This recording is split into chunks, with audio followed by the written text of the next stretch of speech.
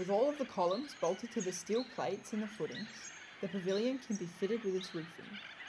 For the roof structure, timber poles, which are smaller in diameter than those which have been used for the columns, can be cut to length and lifted into the aligned top connecting brackets on the columns. For each beam, 2 poles should be cut to length to run half the width of the roof, and then cut again at one end to form a joint between the 2 pieces of timber. Once the poles have been lifted into place using the scaffolding, they can be bolted together in place to form a single beam to run the full width of the roof.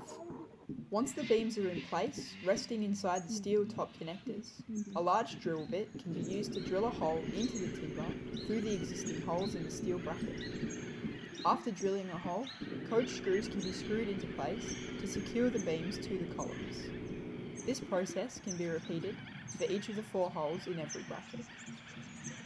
Now that the rafters have been attached to the structure, steel brackets can be fixed forming 7 rows of 3 which span between the beams.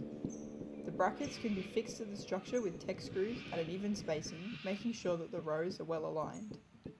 With the brackets in place, 8 metre lengths of steel angle can be lifted up onto the roof, once again with the help of scaffolding and a team of lifters. Each piece of angle can be fitted to a row of brackets using Tek screws.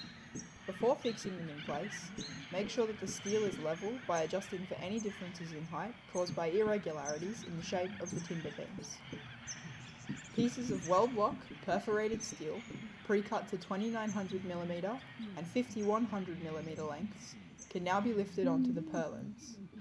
Start at one side of the pavilion, lifting the steel into place at alternating lengths.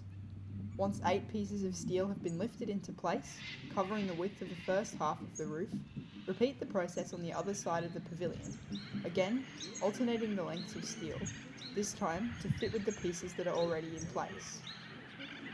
Because the steel is so heavy, the process of lifting it onto the roof needs to be done carefully. Placing 2 heights of scaffolding beside the pavilion gives the opportunity for the pieces to be handed up across lifters at staggered heights, allowing for many hands to continue to help lift the steel as it's raised up. Once it's high enough, it can be leant onto the purlins to allow the structure to take some of the weight whilst it's slid into place. Once the steel is in place, it can be fixed to the purlins using cyclone assembly roofing screws with a cyclonic plate and washer system to keep it in place. Once the roof is finished, the pavilion is complete.